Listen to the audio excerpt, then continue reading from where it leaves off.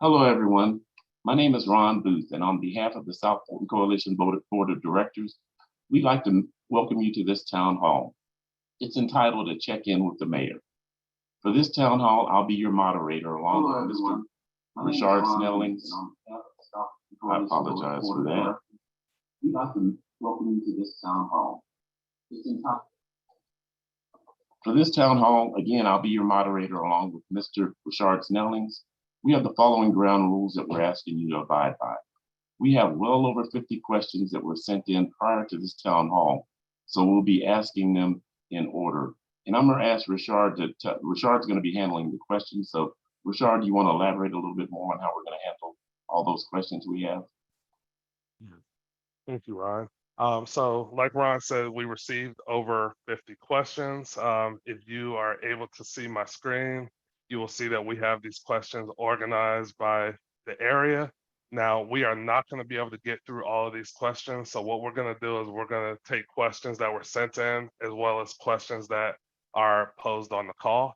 If you have a question, please use your electronic hand and raise your hand and we will acknowledge you and we will take you off of mute.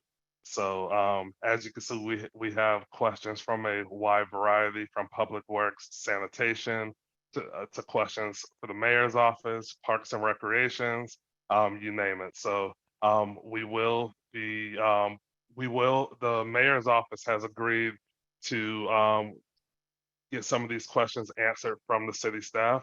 Once we get these questions answered from the staff that are not addressed on this call, those responses will be sent back over to the person who requested them. We will also post a spreadsheet with all the responses from the city on our website, which is southfultoncoalition.com. So if you have any questions in the meantime, feel free to send me a private message, Richard Snellings. Now back to you, Ron. Okay, thank you, Richard.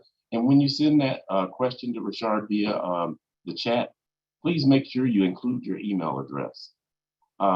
Going back to the ground rules, please be respectful to everyone on this call, especially the mayor, who's agreed to give us his time to do a check-in with the citizens.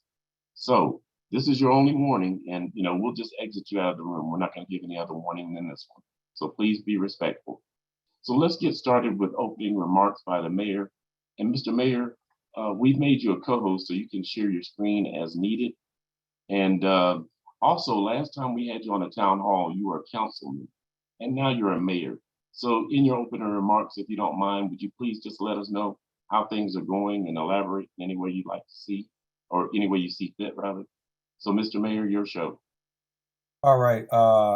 First of all, thank you all so much for taking time out of your Sunday evening. I'm sure there are many other things that you could be doing. You have a work week to be getting ready for. So thank you all so much for making some time, not for me, but for your government, because this government belongs to you, right? And for your city, this is your city. So I do want to just start off by letting people know, as always, I'm going to share my screen.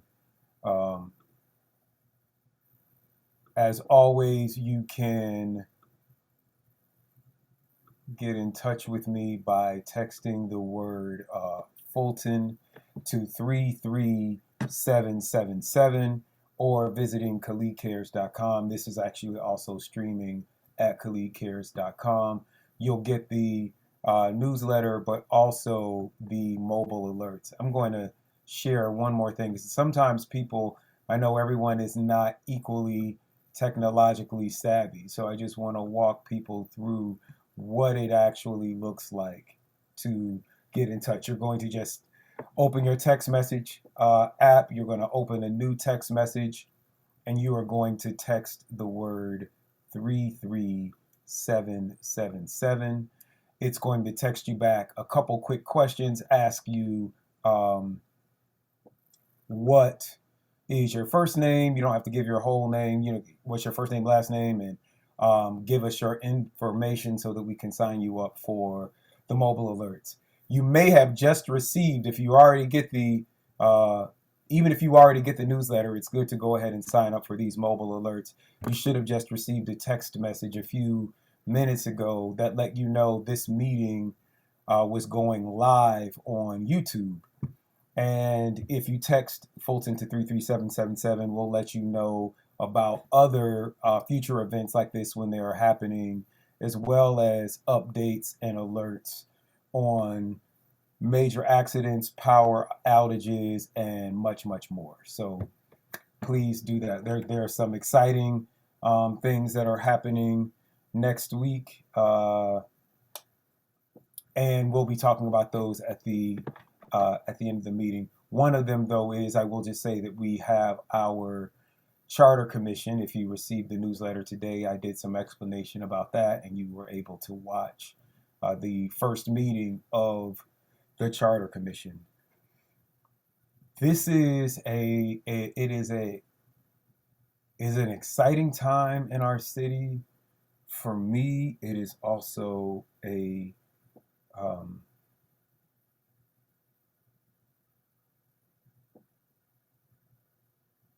it's a scary time. I have some very serious concerns about the way that our city council is behaving, the way that our government is operating. And if you've ever had to sit at a Thanksgiving dinner table or family reunion table, and you know there's some stuff going on, and you have the courage to bring it up. Some of you I see on here, I know you are that auntie that will call out, Vanessa's black eye, or someone's drinking, or what's going on in the family. There's always some backlash when that happens, right? But on the other side of those courageous conversations are stronger, healthier families. And I believe the same is true for our city. I will say, those concerns aside, the state of our city is strong. We still have millions in reserves. In our city, we can operate even in cases of emergencies. We are staffing up our departments. Those small business owners and even homeowners doing construction or renovation on their home can tell you that the permit process that used to take months is now moving much faster. We are staffing up our we call it community development, but it's our planning and zoning department. We are going into, and I do want to address Councilwoman Emeritus Naima Gilliard. We did talk about reopening up the zoning ordinance and subdivision regulations to take a closer look at those, as well as our comprehensive plan. And those meetings are coming. In August and September, we will be focused primarily on our city's budget, on our sanitation department, and on our public works department. I know there are lots of questions about those, so I'm just going to hop in this introduction and give you a little information. We have released an RFP, a request for proposal, for sanitation vendors, right? We are revising our sanitation contracts. One of the things that our council has committed to doing this year is taking over the billing of our sanitation. So it still will be outsourced to third-party vendors, but we will have more control or more involvement in the provision of sanitation services because we are going to be taking over the billing and the customer service, right? You will, at some point in 2023, receive branded trash cans with City of South Fulton brands on them. When you call in, you will be talking to a City of South Fulton call center, and the billing will be handled internally through our in conjunction with our tax commissioner, Arthur Ferdinand. You will receive a separate bill, but we will be more directly involved in the billing and the management. Most importantly, we are going to be introducing a sanitation ordinance that has penalties and what is the word? I'm losing my words today. But they will have penalties, and I don't want to say consequences, but there will be actions that can be taken, right, in our legislation for a recourse if or once a particular vendor has received a certain number of complaints, right? So when we reach the tipping point where a vendor or vendors that we are contracting with are receiving multiple complaints for service, right? We will have triggers in place that either penalize that vendor and at some point take that vendor out of service in our city, right? So we are going to increase the accountability on our part and how much we hold third-party vendors accountable. Ultimately, the greatest accountability over our sanitation services or any service, right, is if they are in-house. At this time, not only would it cost millions to buy the trucks and hire the employees, but also, right, to service the trucks, to house the trucks. That Public Works and Sanitation, they can be some of the most expensive vehicles and equipment to purchase for a city. And it is our belief that at this point, it is not wise to try and bring that entire service in-house. But we are, as I said, bringing the billing and the customer service in-house. We will be reviewing the RFPs in August at our August City Council meetings. So again, you want to text Fulton to 33777 to sign up for that newsletter and those mobile alerts. If that is something that you care about, we will send alerts out to let you know this is the meeting where we are reviewing those services. Similarly, with Jacobs, we spend tens of millions of dollars outsourcing most of our public works to, which includes our transportation department, which we don't have, to Jacobs, which is a third party. They're like the largest outsourcing company. Many governments use them, and we are looking at bringing some of those services in-house. We've already purchased a street sweeper. We own our own street sweeper now. We have a regular schedule. Hopefully, you are seeing the results of that in your communities. And we are looking at creating our own transportation department so that we can improve the signalization, the timing of lights, the installation of traffic calming devices, and all of these items.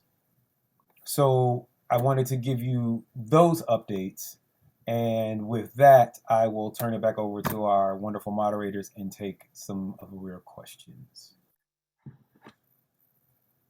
Okay, thank you, Mayor. Rashard, would you like to go ahead and field the first question in the order that you choose? All right, and you may have covered this, so just let me know if you covered it, Mayor. Now, the first question was, I would like the mayor to address the ongoing issue residents, including myself, have with sanitation. What, if anything, is being done to attract a reliable sanitation company to our area? And currently, what recourse do residents have to demand refunds or whatever we can get when services are not rendered? So I'm going to answer those questions backwards. Um, right now, citizens are privately contracting with private vendors.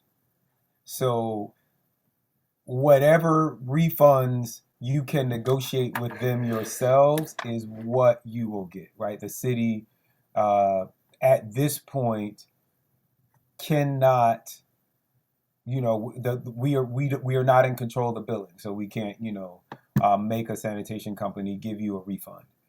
We could theoretically, we have a list of approved sanitation providers in the city, and we could, given enough complaints about a particular company, cancel the contract with that company so that they could no longer be a provider in our city.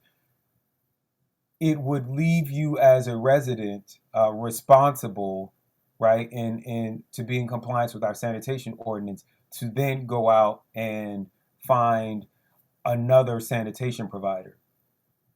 I know that some of the larger companies in particular, a lot of residents have had complaints about. One of the things that I want you to consider is that if we were to cancel a contract because you do not like the service that a particular sanitation company is offering, canceling that contract would mean that thousands of other residents would also not be able to use that service anymore. So that's not a decision that we enter into lightly. And as I said, in our future contracts, we are going to spell out more explicitly our expectations. One of the things that is sort of missing in our previous or our current sanitation contract, right, is a customer's bill of rights or a set of expectations of goals of targeted, enumerated, quantifiable service delivery goals that we want to meet. That we want our sanitation providers to meet. So we're going to spell that out in our next contract, as well as the consequences with increasing severity that providers would face. We're hoping that alone would incentivize improved service delivery. And the second part of that is having the customer service in-house, right? Having those be our operators. So we don't always know how many complaints any particular company is getting, right?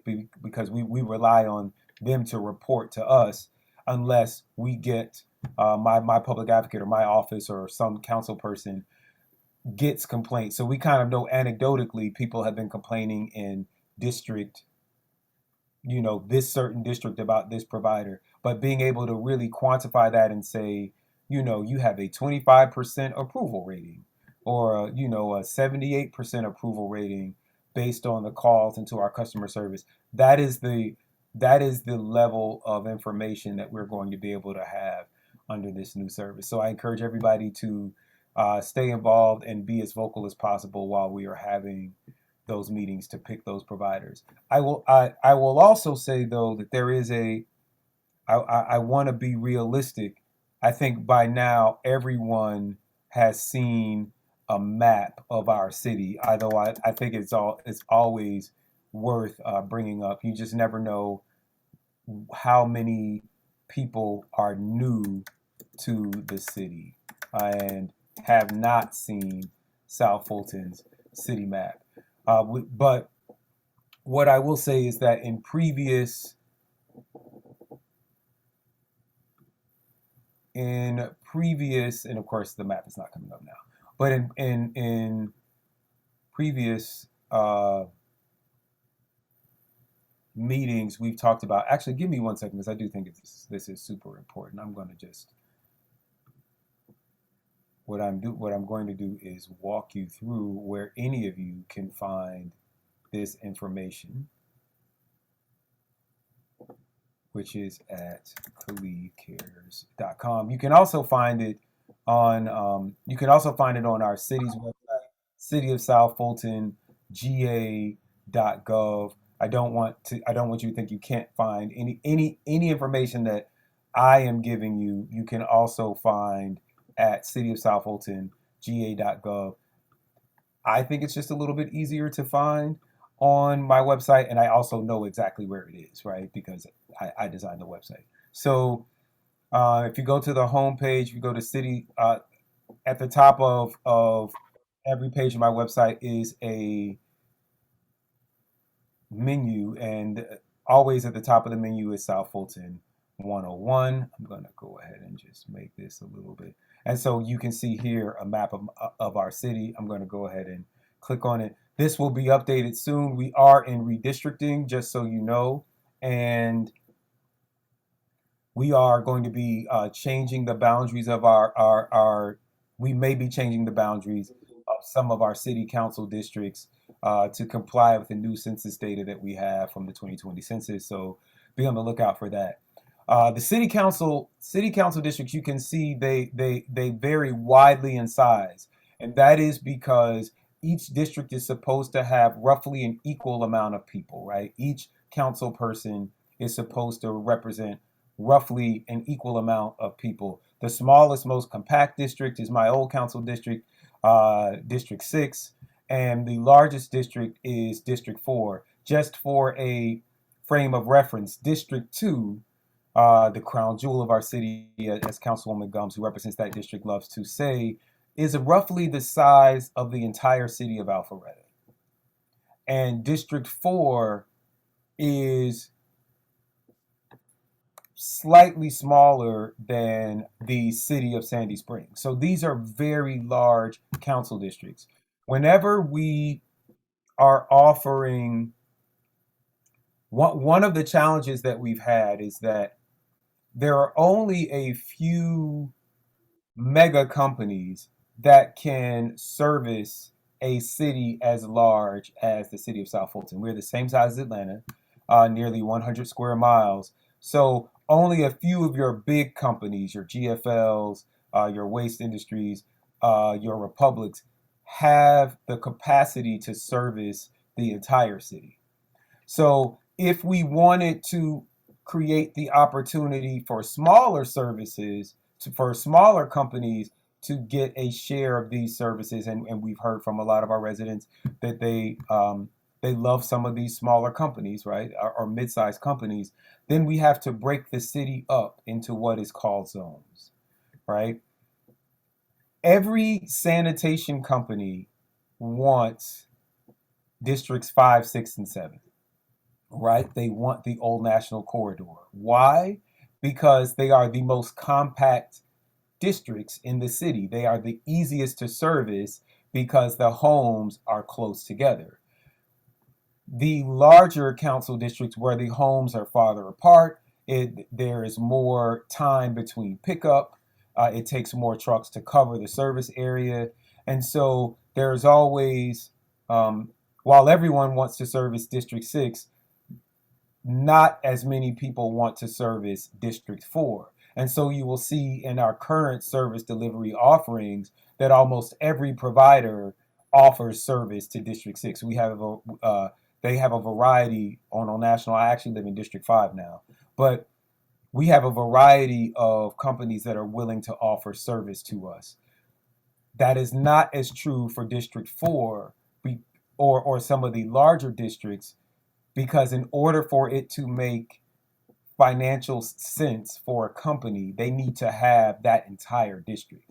They can't just have 40 homes in District 4 and spend the entire day driving around District 4, right? Trying to reach those homes. So those are some of the, I just wanted to give you that. Those are some of the factors that we are trying to balance. I also want to shout out Miss Connie Robinson, Lynn Reed, Phyllis Reed, Deborah Kennedy, Joyce Gordon, Sandra Phillips, Vincent Agnew, and Monique McCoy, and all of the members of the City of South Fulton Communities Advocacy Group. They really did a lot of work. They came to and Mayor Mondays. We're going to talk about those. I have these Mayor Mondays just about every Monday of the month where people can drop in. We've been on a little hiatus as we have had these staff challenges in the mayor's office, but we are coming back Monday, May 18th. And so the South Fulton Communities Advocacy Group had come to a Mayor Mondays and said, what's going on with the sanitation service? And I gave them a homework assignment. I said, find some models that you like, some cities that you like, and bring back a list of recommendations. I will pass those on to our council and we will incorporate them into the contracts and the ordinances for sanitation that we are considering. Those things are happening now. Some of the recommendations they made were specifically about bringing in-house our customer service department and having these penalties for failure to offer just good quality service. So again, thank you all for those concerned citizens who sent in your feedback. You will see it in our upcoming sanitation ordinance.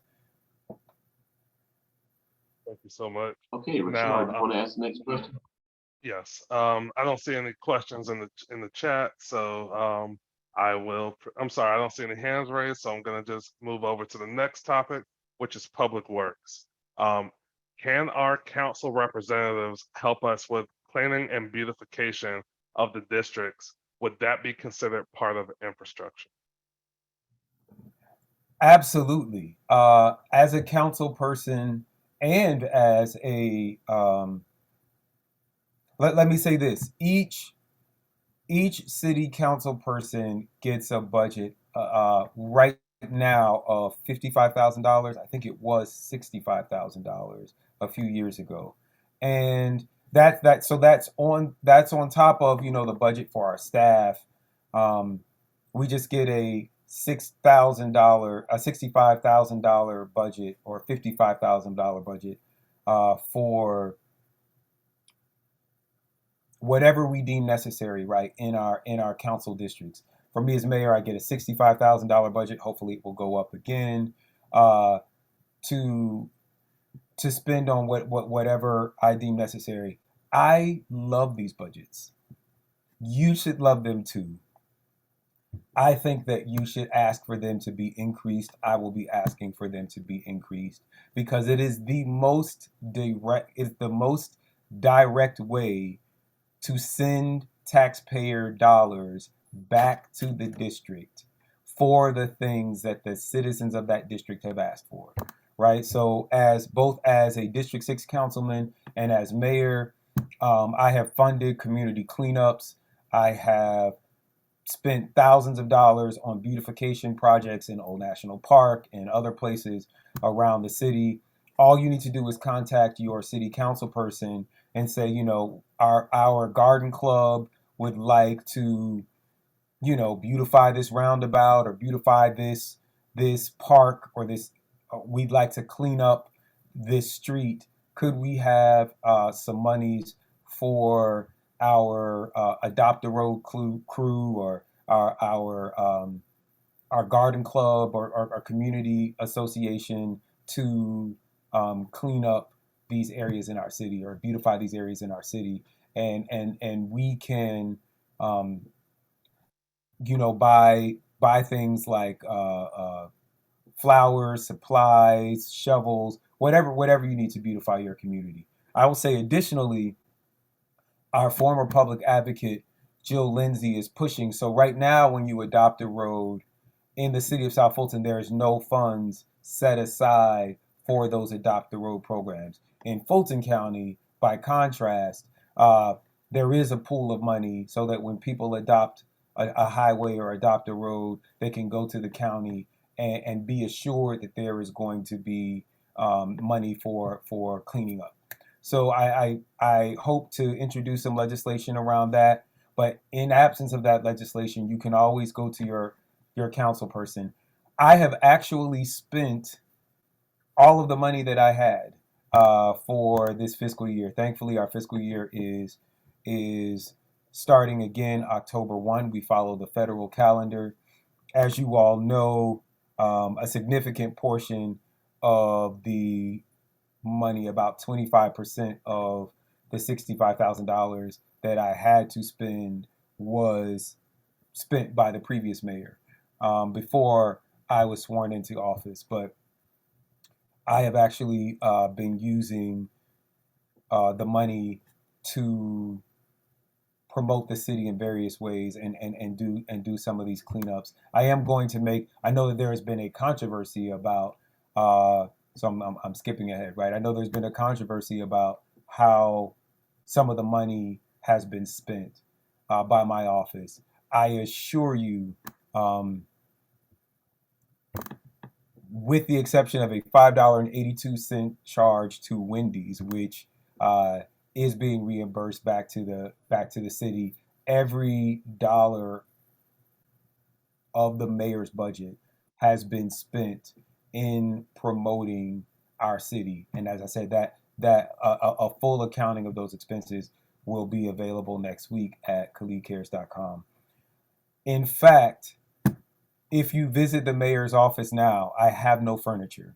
I had a plan to redesign the mayor's office to reflect sort of the values and the principles that I want to see in our city administration. I want us to be a future looking city. I want us to be a workplace. And I talked about this when I was running. I want us to be like the Google of cities, right? I want this to be a place that people are competing to get jobs in, for us to be one of the on the top of all of these lists of best governments to work for, best employers to work for in Georgia or the Southeast or even in the nation. And so I wanted an office that reflected that. But unfortunately, I was so busy promoting the city, I spent up all the money before I even bought a desk. So I'm using a table from the break room. I have a bookshelf and a chair from my city council office. But next year, I do intend to use a significant portion of the budget, right, to decorate the office and have have an area, an office, a suite of offices, and a conference room that is befitting the most exciting city in America right now. Thank you so much. Now, this next question is kind of long. So the question is, airplanes and helicopter noise and air pollution. What can you and the council do to resolve this issue? For several weeks, residents have been putting up with loud noise from the airplanes and helicopters flying into our communities. Several residents have posted on social media, submitted C-Click fix requests, and submitted documentation to the FAA. So I'm going to get with our new public advocate, Yusuf Otway, and figure out which areas this is happening in, go through some of those C-Click fix requests, and approach the FAA about it. As the question already referenced, it is a federal agency, right? The Federal Aviation Administration that governs the air traffic over our city. So there isn't much that we can do as a city, right, to control air traffic. However, I am willing to meet with those residents who have made complaints, and also to meet with and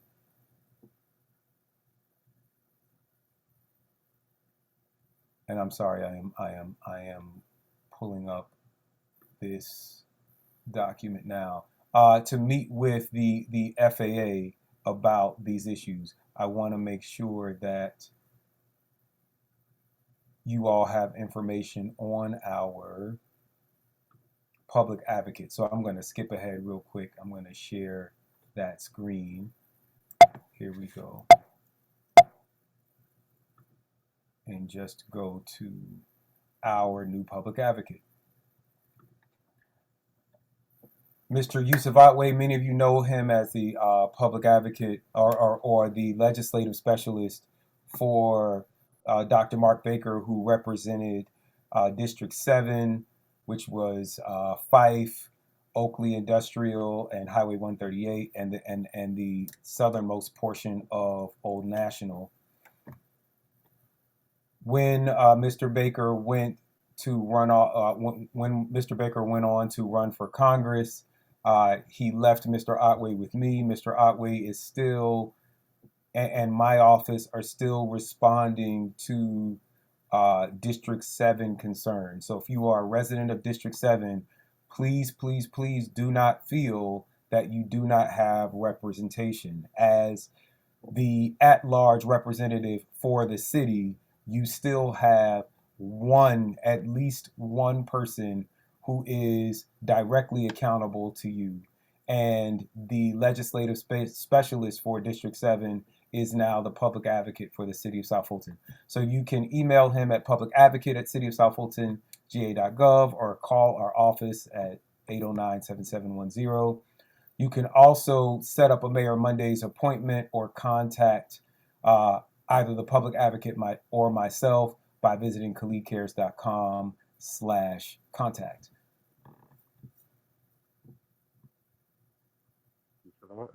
Now for the next question, who can we get to start the infrastructure studies that need to be done for traffic lights, sidewalks, and street widening before we became a city? Where did this infrastructure money go that Fulton County had?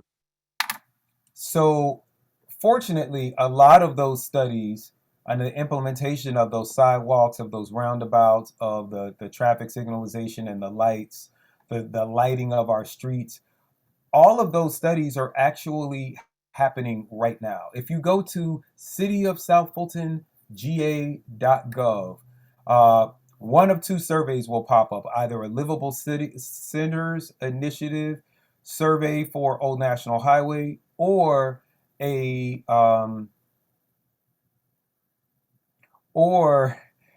survey for, I lost it just that quickly. What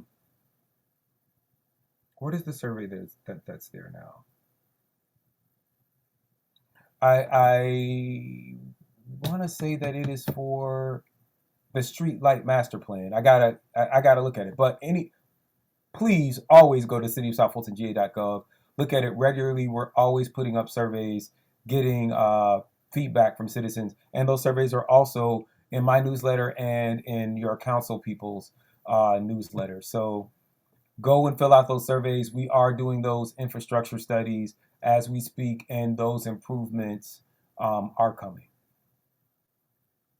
I will say though about the money. One of the concerns that I have is that when we became a city in 2017, the county owed us $3.7 million in what's called insurance premium taxes. I won't go into what that is. Just know that we are owed a $3.7 million check from the county. That is definite, that is factual, there is documentation about that. And I am going to continue to ask the county to produce that money. There may be other monies for sidewalks that were promised under previous county commissioners, Emma Darnell and Commissioner Khadijah Abdul-Rahman, whom I know you all had a town hall with, has been very adamant about making sure that South Fulton County gets the money that they are owed. But these county commissioners work for you the same way that they work for us. So whether it is sidewalks, whether it is this $3.7 million in insurance premium tax, whether it is Wolf Creek Amphitheater, which we have purchased with our tax dollars, but is still being held hostage by the Fulton County Commission. They are asserting that a landfill next door at the Tom Lowe shooting range, which is a Superfund site, that in order to maintain a right-of-way or easement access to that landfill for environmental concerns, that they need to control the entire Wolf Creek Amphitheater in order to access this landfill next door. That reasoning does not hold water with me, and I will continue to ask for all of the assets that rightfully belong to our city. And I am hoping in the coming months to persuade our council to take whatever legal actions are necessary to recoup the tax dollars that rightfully belong to the citizens of the city of South Fulton. The second part of the question was, what about the cleaning of our detention ponds?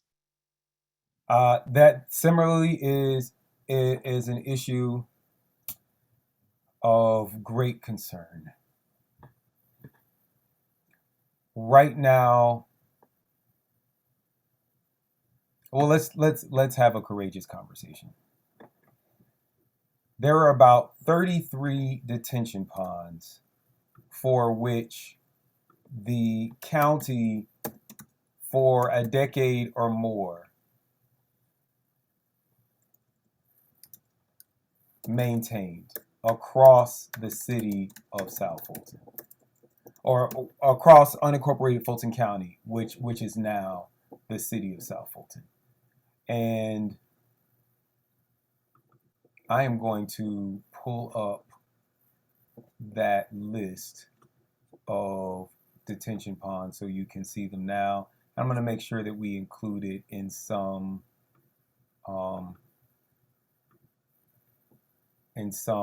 future newsletter, because I do think this is an important issue.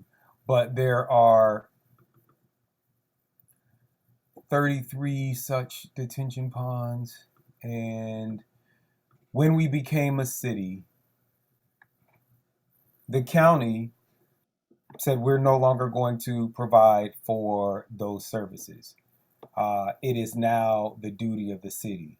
The city has said, well, the county did it for all of these years. They should continue doing it. We don't want to start doing it and then become responsible for maintaining it.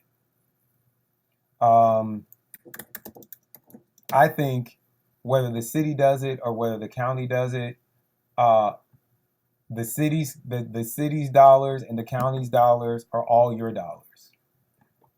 We just need to get together. We need to get in a room and decide who's going to do it. But what we can't do is leave the city holding the bag. There was an ethics hearing for my commissioner. I'm sorry. There's a gnat in this room. There was an ethics hearing last week for Commissioner Khadija Abdul-Rahman, who tried to put this issue on the agenda for our for a county commission meeting, and was told that just placing the item on the agenda, just bringing the item up for discussion, somehow violated executive session. So these are the kinds of games that are being played with voters right now. I strongly believe that whether it is the city or whether it is the county, we just need to come to an agreement, but someone needs to clean out these ponds. I believe that they are an environmental hazard.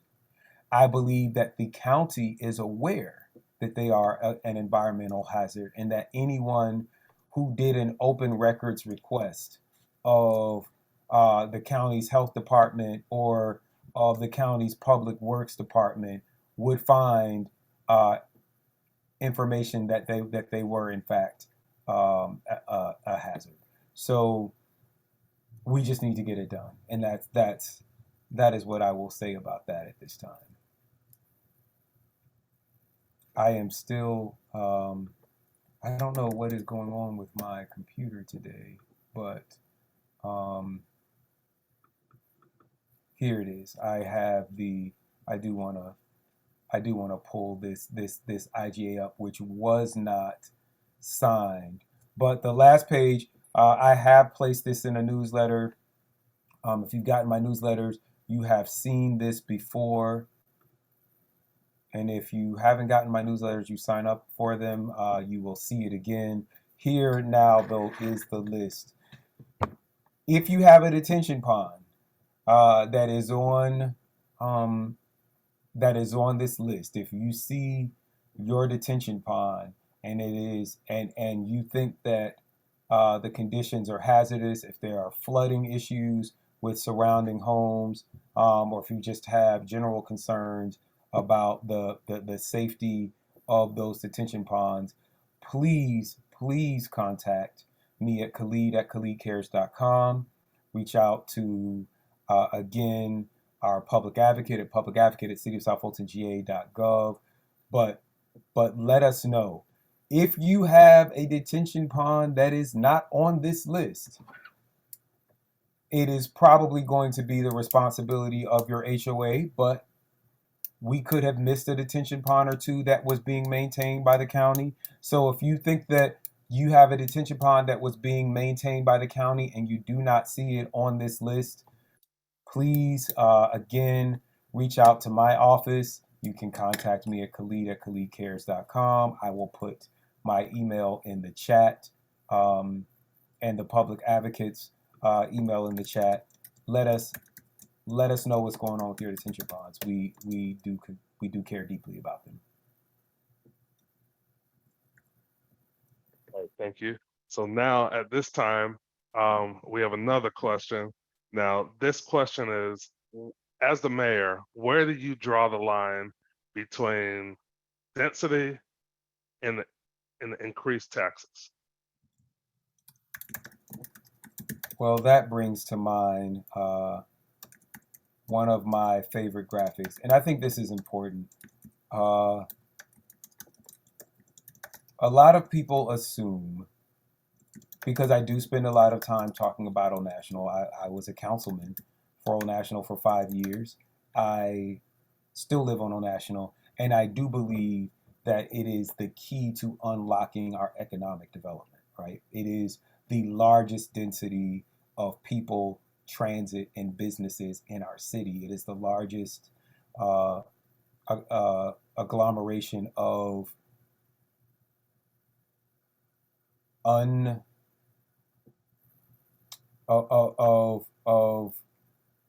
vacant or undeveloped lots that could and should be zoned as commercial lots, right? There's still a lot of land that's zoned agricultural that is not in compliance with our comp plan that could be rezoned as commercial land and developed.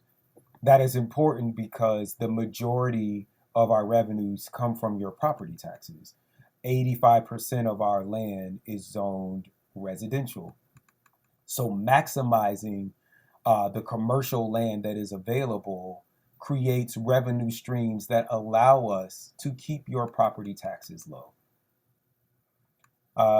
With that being said, I do believe that in commercial areas along commercial nodes like Old National Highway, Fulton Industrial Boulevard, Camp Creek Parkway, that we should be increasing density, right, along those commercial nodes.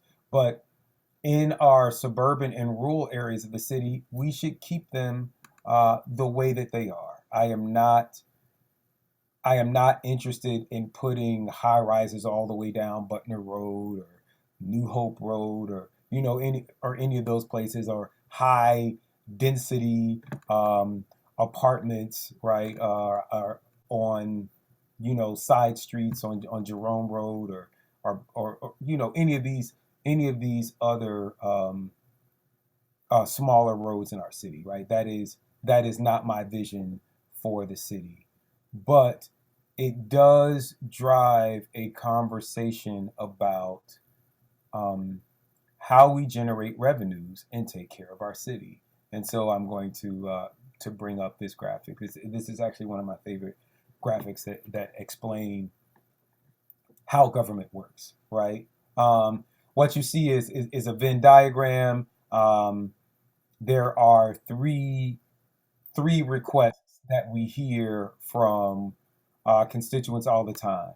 I want stable services, right? I want I want I want better services. I want better sanitation service. I want street sweepers to come more often. I want more police. I want all of these things, right?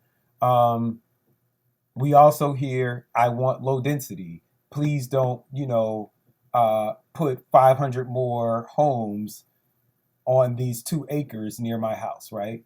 And then lastly, everyone wants lower taxes, right? What this Venn diagram shows is that you can only have two of three. You can never have all three. You can't have stable services, lower density, and lower taxes.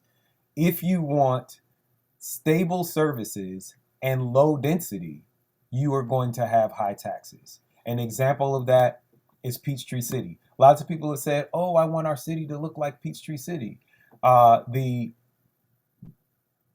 The houses in Peachtree City are two to the same house that you could buy in the city of South Fulton will cost you 2 to 3 times more in Peachtree City, which means even if their tax rate is lower, you will end up paying more taxes.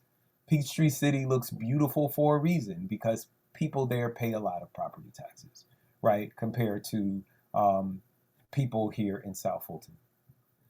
Some people say, I want low density and I want low taxes.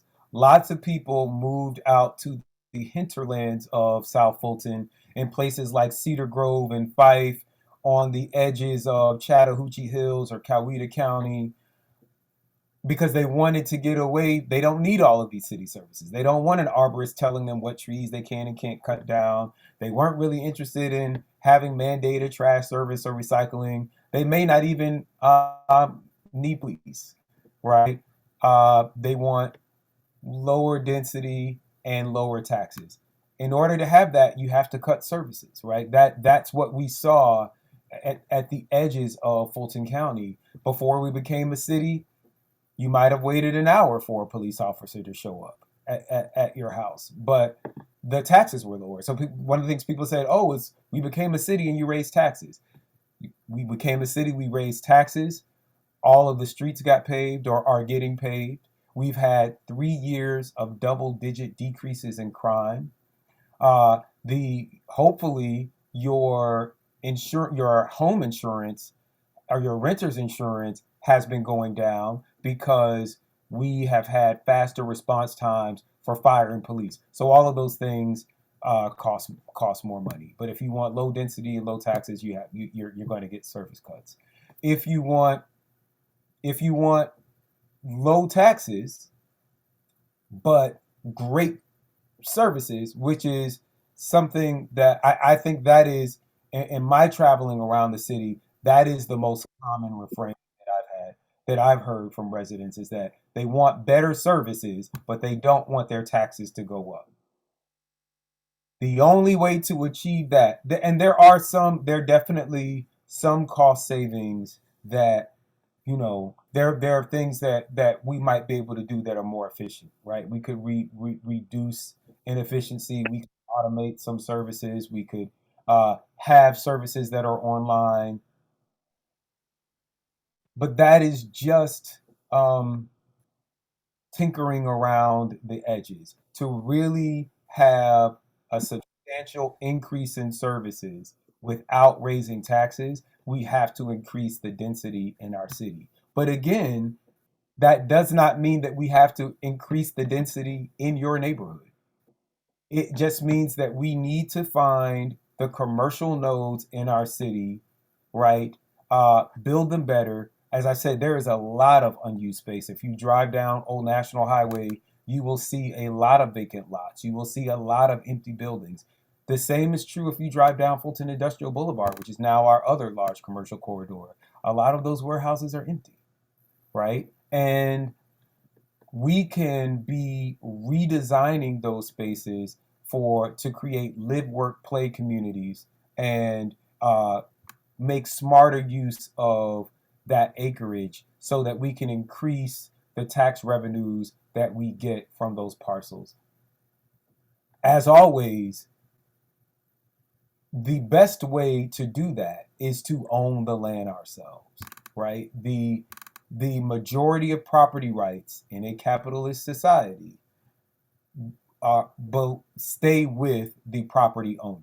So we can make some recommendations. There are some things we said, we can say you can't do this, right? You can't build a strip club next to a subdivision. You shouldn't be able to build a warehouse next to a subdivision. Unfortunately, that's happening because the land next to some of our subdivisions was annexed, possibly improperly, by some surrounding municipalities. But until we take them to court, it's their land, and if they decide they want to build warehouses on it, they can.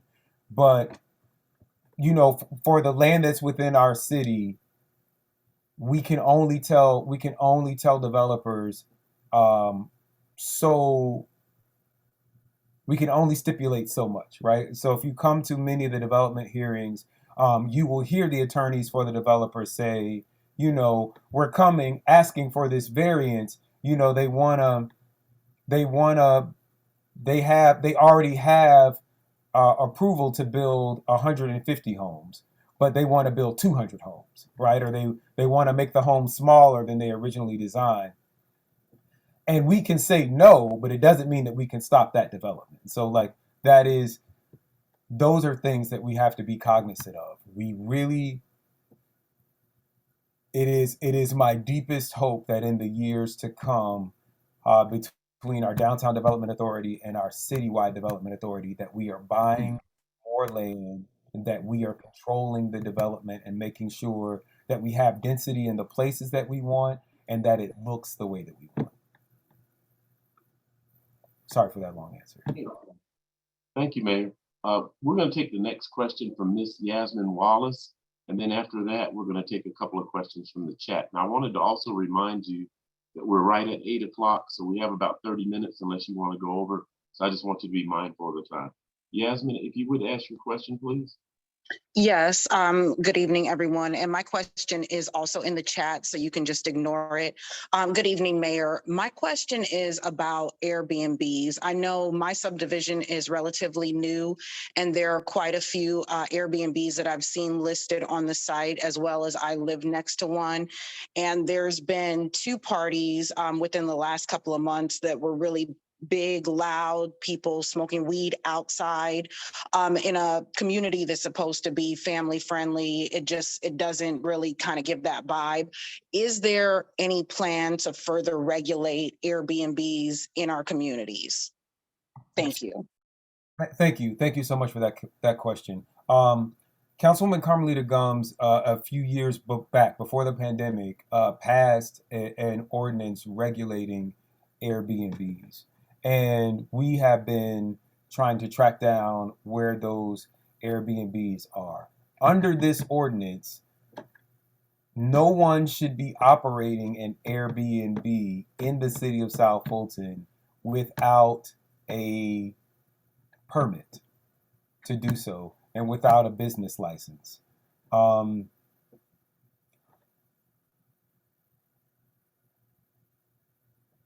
Unfortunately, we don't necessarily have the resources to enforce that the way that we would like. We don't have the number of inspectors, right? In order to get a business license, our fire department needs to come out and do a fire code inspection, right? Our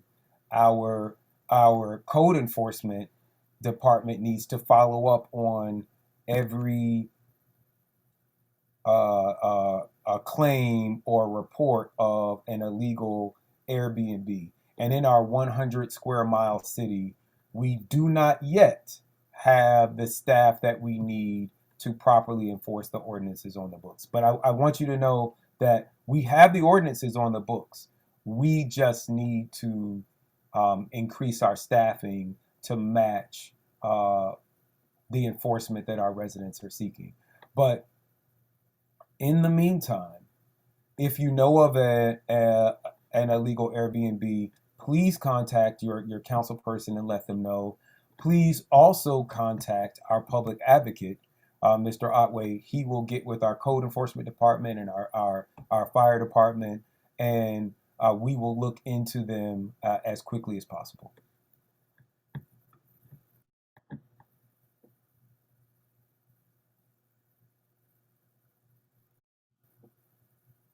Okay, Rashard, you got the next question? Thank you. Now, a recent article in AJC mentioned Duluth Police, Marietta, Kennesaw, and Johns Creek Police Departments as having programs to offer safe places for people to sell goods online, like Craigslist, Facebook Marketplace, and other outlets, to meet the exchange of goods for money. Is there any possibility of something like this similar to the city of South Fulton, in the city of South Fulton? I think that's definitely possible. I do think it's a good idea to, when you're meeting buyers that you don't know, to exchange in a safe place. That's one. Honestly, I don't know that we have that legislation on the books, but I'm sure council people are watching and are going to introduce that. And if not, that is something that I will actually introduce. I do see a question. Is there currently a list of Airbnbs that are operating in the city? If there is such a list, Ms. McKee, you can make a public records, open records request to our city clerk's office to get that list. You can always find, there is a explanation and a link to make open records requests of our city at khalidcares.com/contact, which I will put in all of the chats now.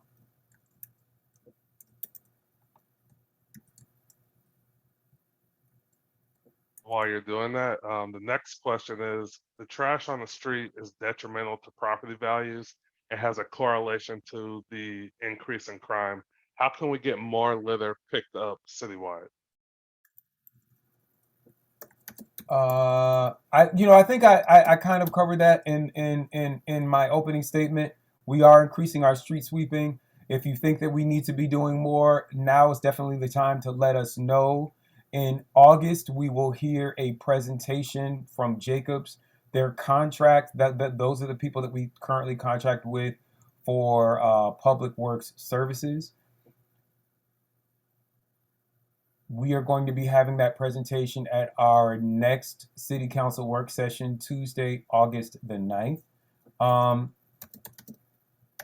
So please come to that meeting. Make sure that you fill out the public comment cards, and feel free to contact me now at khalidcares.com, at khalid@khalidcares.com, or at mayor@cityofsouthfulton.ga.gov.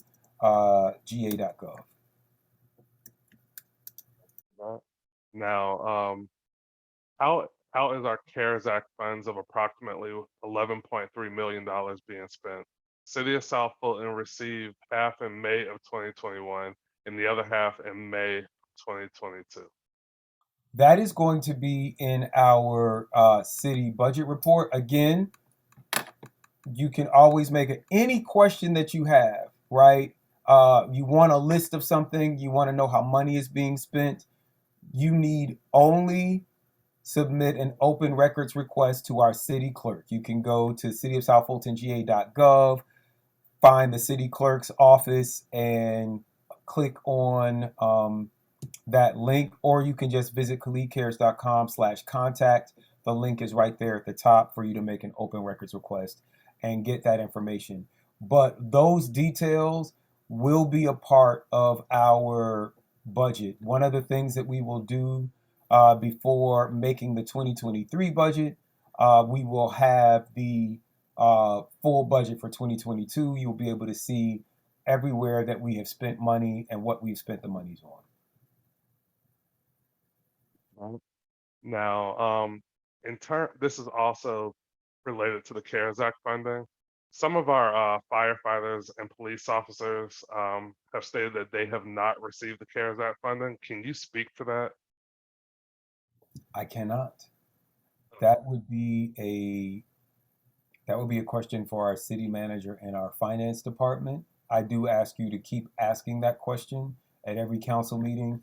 Every council meeting, every work session. So I'm gonna back up and see if I have this information still on. I do not. Every it's on the news and events page. I'm gonna share my screen one more time. Our city council meetings are every second and fourth Tuesday. So we'll be returning August 9th. Our work session, this is a compromise that I worked out with our city council. I do have some concerns that all of our meetings, we have been passing these emergency resolutions, or these continuances of a state of emergency every 30 days or so. And what it has allowed our council to do is to have work sessions be virtual and city council meetings be in person. I am concerned that we are in a gray area when it comes to the Georgia Open Meetings Act. Declaring a state of emergency for some meetings and then allowing other meetings to be in person doesn't seem to be keeping with the spirit of what a state of emergency is. But for the time being, our work sessions are virtual on second Tuesdays, and our city council meetings are in person.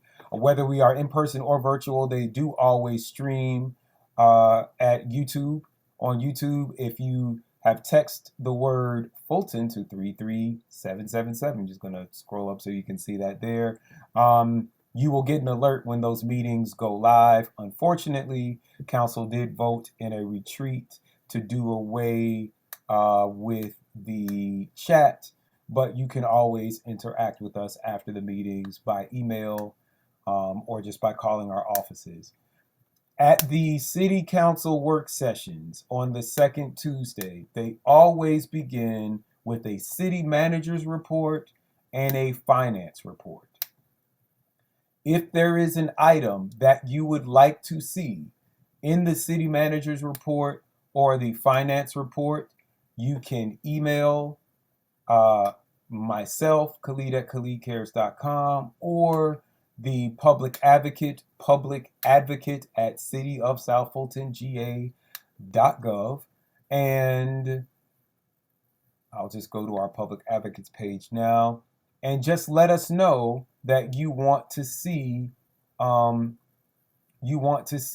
this be a part of the report. You know, I would like you can also email our city manager directly. I'm going to go to the contact page. You have on this contact page a list of, I'm going to make it a little smaller so more of it fits on the screen, but you have a list of the most frequently contacted offices and officers. And so you can see this on the right here: planning and zoning, our parks and recreation, our finance department, our city manager, our city court, and of course our fire department. So if you have questions about the Airbnb, if you want to see certain things in the next city manager's report, click here, click on the link. It'll open up an email, and you can let our city manager know, I want to see that on our next city manager or on our next finance report.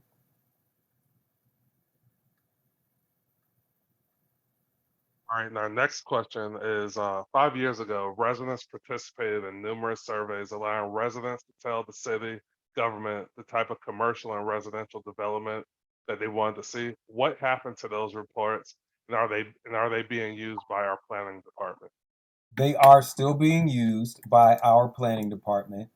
You know what I'm going to do right now is I am going to go to our city's website.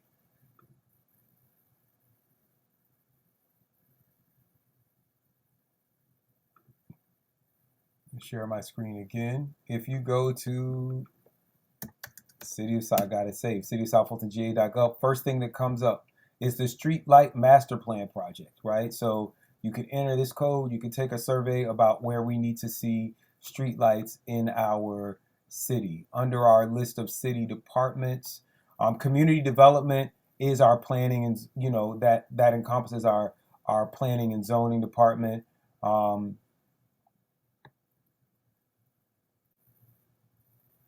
You can see the Old National, the LCI. Here is the comprehensive plan and the Livable Centers initiative. That is a fancy word of saying that this is how we're redesigning the Old National area or the Sandtown area. When you're on these websites, these surveys will pop up, and we do take that feedback and incorporate it into our plans. If you feel like we are not incorporating it enough, please come to our city council meetings, make public comment, bring 10 of your friends. You would be surprised to how 10 people commenting on the same thing will change the conversation that is being had by city council at a city council meeting. It will get items put on the agenda. So contact us individually. Go to khalidcares.com/contact. You can see a list of those offices. There's also, I'm going to go back there one more time. Or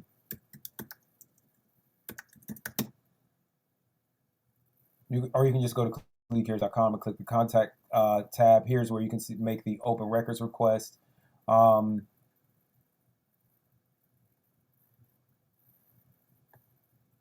On this page, if you scroll down just a bit here, you will see full city directory. It'll take you back to the city's website, which you can search by name. You can see a directory of all of the people and all of the departments in our city.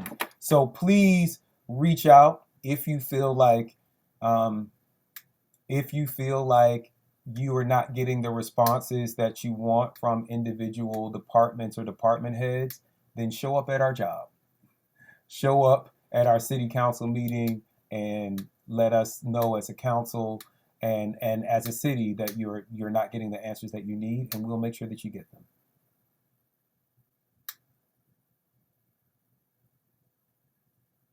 I am going to just respond. I see in the chat, Ms. Williams is saying it does not appear that residents' desires and preferences are being considered by the project that are continually being presented for more development. So again, remember, these are private developers. We can't stop developers from asking to build more gas stations or build more warehouses, or we can't stop entrepreneurs from wanting to open more fried chicken drive-thrus, right?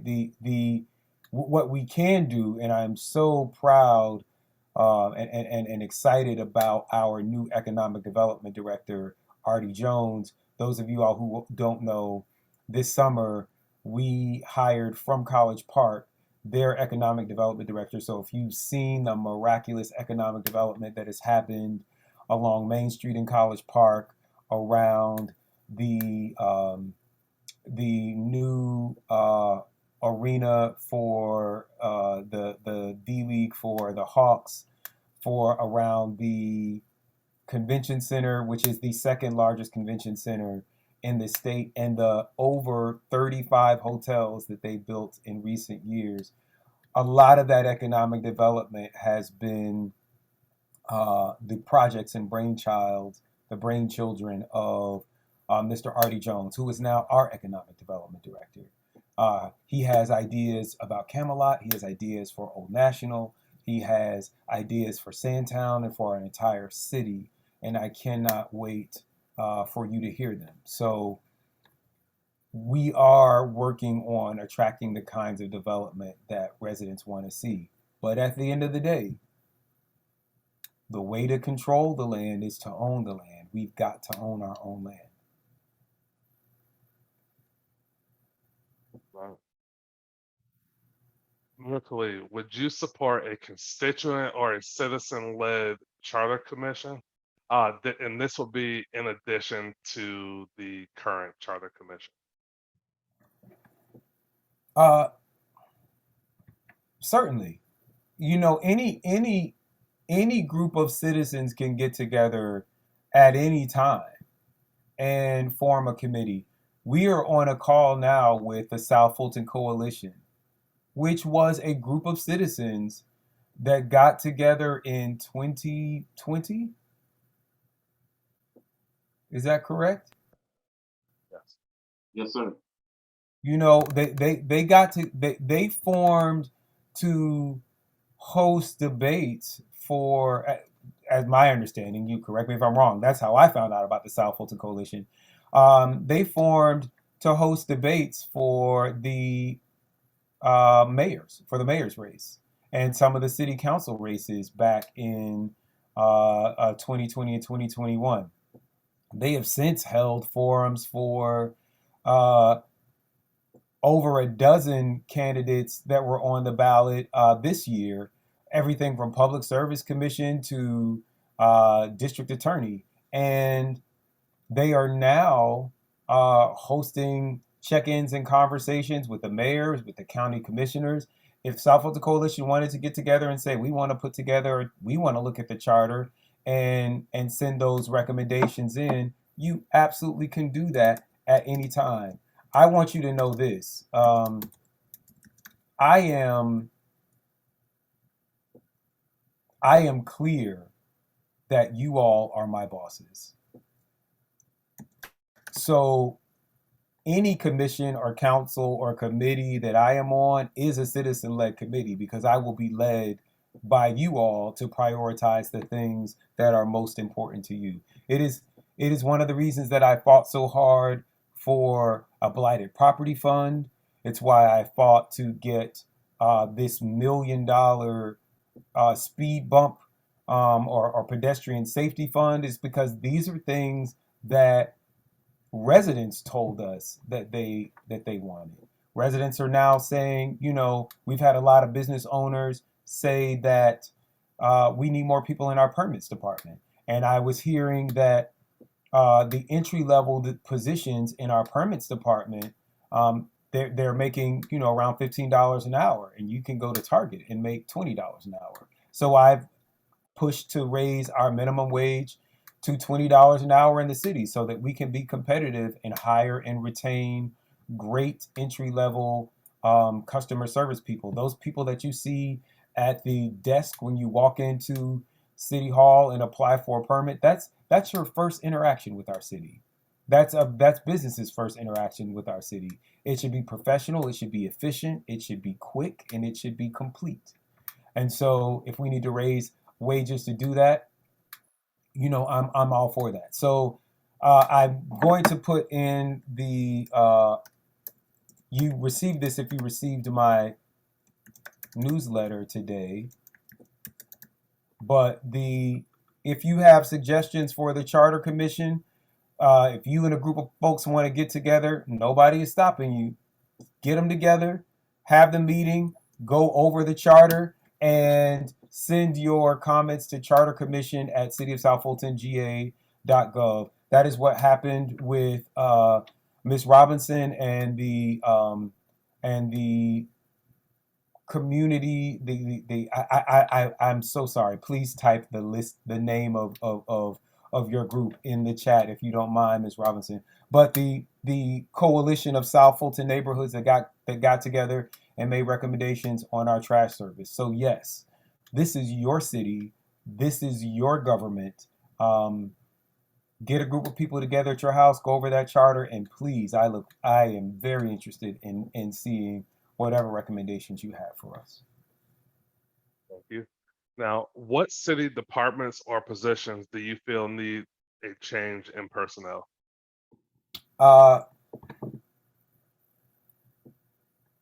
This is going to sound like such a politician's answer, right? But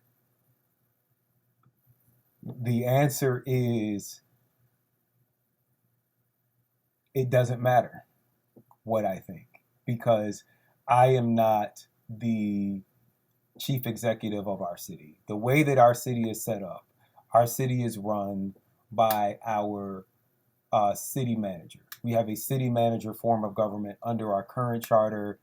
She is the full-time chief executive officer of the city, and all of the department heads in our city report to her. So really the way I would really ask that question are, what departments do you think need staffing changes?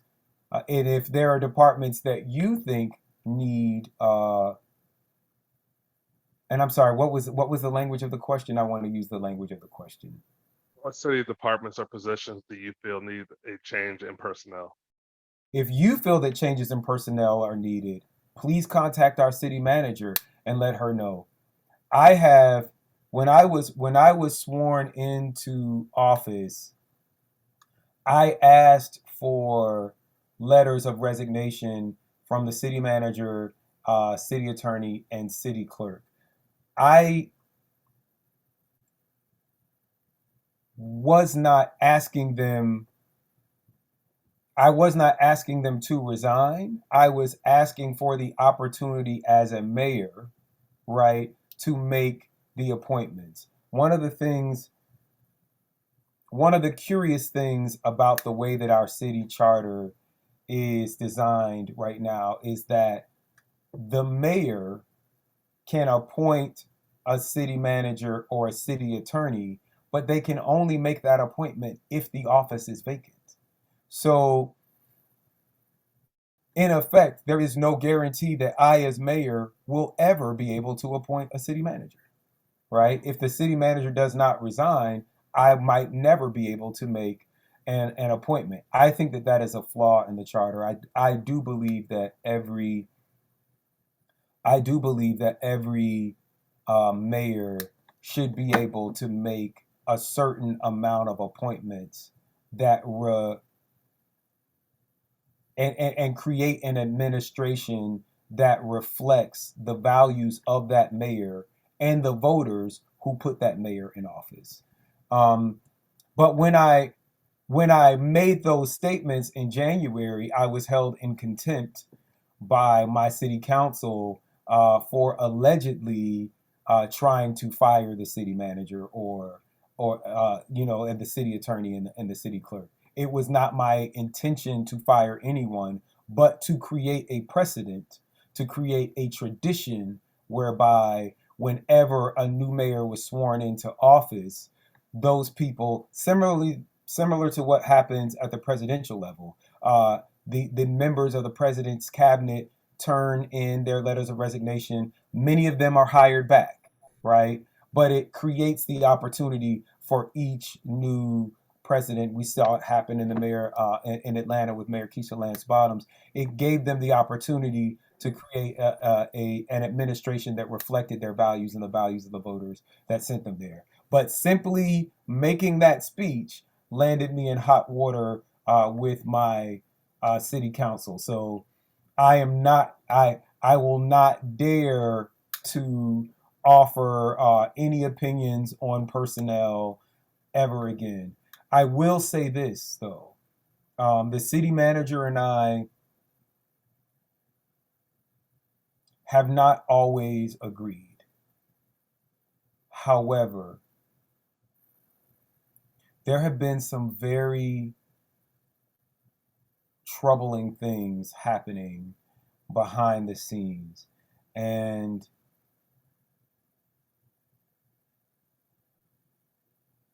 I'm in prayer about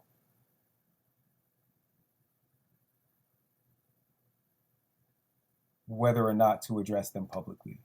For the past 6 months, I have really, really, really tried to work with this city council to resolve not only, some of the petty differences that you see in council meetings, but actually some of the deeper personnel issues and a culture of bullying that I believe exists in City Hall. And though Madam City Manager Tammy Sadler Jones and I have had some significant differences of opinion, the courage that she has shown to stand up to threats and intimidation against her office when it matters most, I applaud her for that. I applaud her for that courage. When I eat, my whole family eats, right? That's what my mom used to say. She's like, you a single man, you ain't married, you ain't got no kids. When you eat, your whole family eats. I can live in Camelot despite the danger because I don't have children that I worry about. I make $37,000 a year as a mayor, and I live in an $800 a month apartment, and I can do that, right? If I lose this job tomorrow, all I have to do is find a place for myself to sleep, and I am loved by family and friends across Metro Atlanta. So I will never be on the street. And not to mention that the word of God tells me that I've never seen the righteous forsaken or begging for bread. So I am going to be fine. I don't have to worry about making a mortgage or keeping a roof over children's heads or paying tuition or taking care of a parent. A lot of our department heads, a lot of our city administrators do have those fears. And when they are being threatened, when their jobs are being threatened by members of this council, it's very serious. People's livelihoods are at stake. I don't have those concerns. So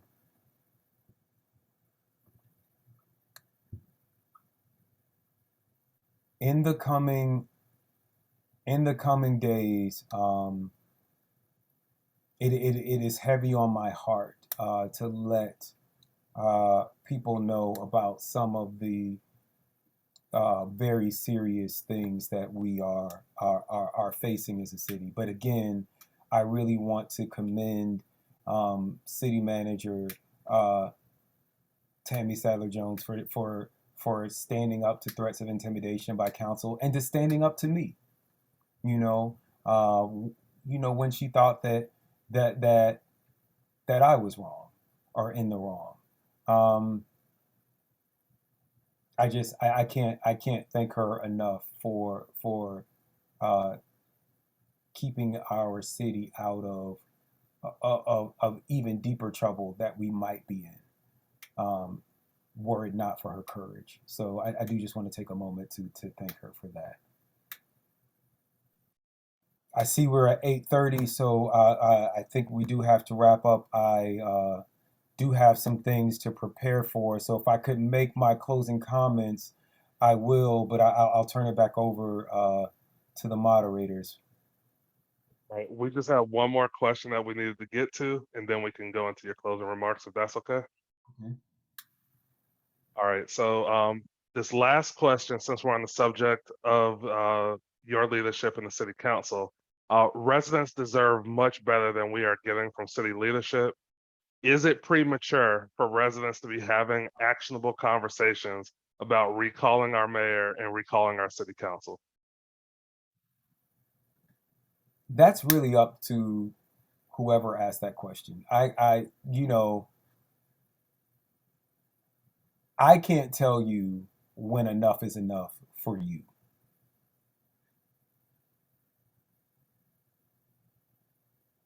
But if you think that it is, then by all means, start recalls. You can start a recall for all of us. You should know, I believe that it's 15% of the total voters, the total registered voters in a district or in the city, in the case of the mayor. So I think that works out to, don't quote me on this, but I think that works out to something like around 700 signatures that you would need to recall any given council person in a council district, and around 5,000 signatures for the mayor. And I want to be clear that the signatures don't initiate a recall. They initiate a recall election. If you can find 5,000 people that are dissatisfied enough with me to sign a piece of paper, then absolutely I should have an election. If you can find 700 people in a council district, I mean, I want you to think about that. We usually only have in our most well-attended council meetings, we might have 250 people watching online. If you can find 700 people in any district that think a council member needs to be removed, then they absolutely should at least have an election, right? There should at least be an election to go back to the voters and say, hey, 700 people think this council member, or 5,000 people think this mayor needs to be removed. I welcome that. And I don't say that like arrogantly or defiantly, but this is your government. You are the final check and balance on all that we do. I said this at the Charter Commission. We could ignore all of your suggestions and make whatever change and recommend whatever changes that we want to the state legislature. The state legislature could ignore all of our recommendations and make whatever change they want to the charter. But when all of that is said and done, all of us will have to be rehired by you. Every 4 years, we get a progress report from you in terms of the election. And if it is the will of the people not to wait the full 4 years, I will always support the will of the people, whatever it is, even if it is to remove me from office. All right, and with that, we will go into your closing remarks. If you have any events or activities planned, if you can incorporate that into your closing remarks. Thank you so much. Okay, I'm only going to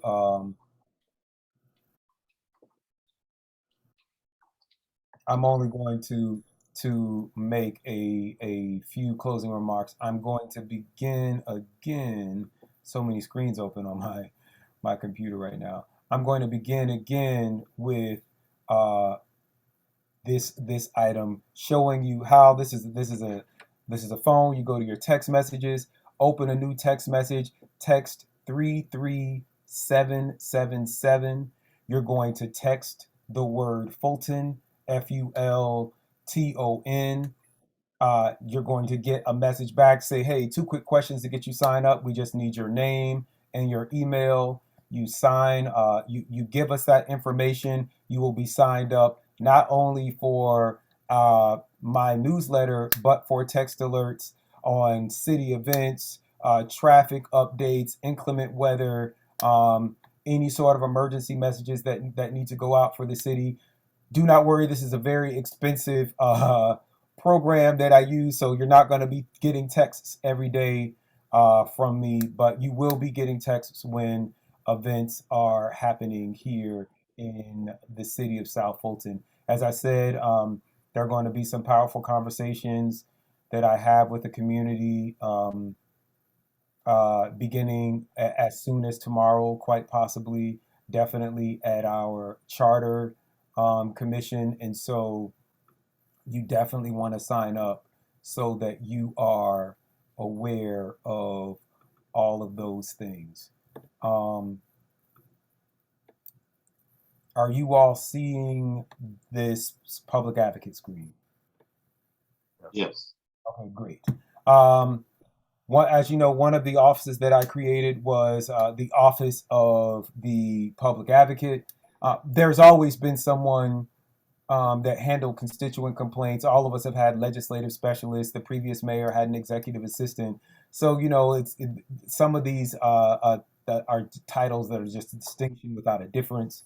But I do think that it's important to call things what they are. So I wanted to make sure that there was a person whose job was specifically to handle constituent complaints to city council, to the mayor's office.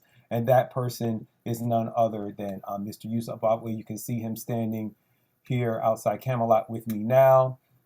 Every Monday, not every Monday, but most Mondays of the month, from 8:30 to about 5, I host 20-minute meetings. You can come and get 20 minutes with the mayor on any topic that you like. Just visit khalidcares.com/contact to schedule your Mayor Mondays appointment. If you don't want to wait till Monday, the public advocate is available to meet with you every day of the week. Mr. Yusuf Otway is available. I talked a little bit about our charter commission. So in our city charter, in our original city charter, there was a mechanism put in place that at the 5-year mark, which we just passed, we just celebrated our city anniversary. At that 5-year mark, we would take a look at our city charter. We would form a charter commission. We would take feedback from the public. We would make recommendations to the state legislature, and they would change our charter. As you all know, elected officials in and around South Fulton did not wait for the 5-year mark. The state legislature went ahead and made some changes in 2020. And in the last 6 months, my city council has changed the charter, particularly in regards to my office and what I'm allowed to do 3 times already in 6 months. But this is the formal process that was agreed upon at the foundation of our city. And I am excited to announce that on Tuesday evening at City Hall, the next Charter Commission hearing will be, the next Charter Commission meeting will be exclusively devoted to hearing from the constituents.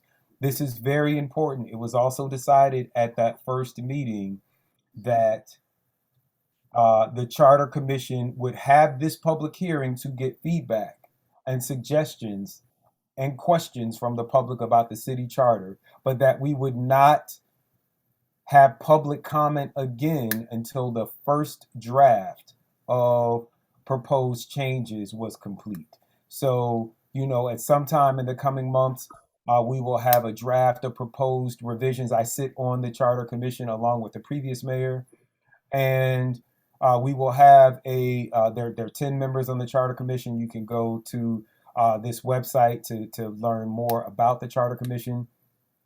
If you get the link in my newsletter, there'll be links to the Charter Commission there as well.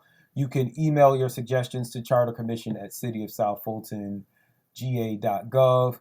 And with that, I do want to thank you all so much for attending this first and what I think will be a series. I hope to launch a series of courageous conversations about the future of our city. The first one will likely happen this week before our Charter Commission meeting. So please, please, please text the word Fulton to 33777 so that you can be alerted to all of those things. Thank you again so much for spending your Sunday evening with me. As always, South Fulton forever. Thank you very much. And thank you everyone for attending this meeting. And Mr. Mayor, thank you very much for taking time from your schedule to answer questions from the residents of South Fulton. It is greatly appreciated and it was very informative. We look forward to future town halls such as these with you. A recording of this town hall will be available on our website later tonight or tomorrow. And everyone, please consider joining the South Fulton Coalition. You may visit us at southfultoncoalition.com. Have a blessed evening, everyone. Thank you for attending. Have a good night. Good night.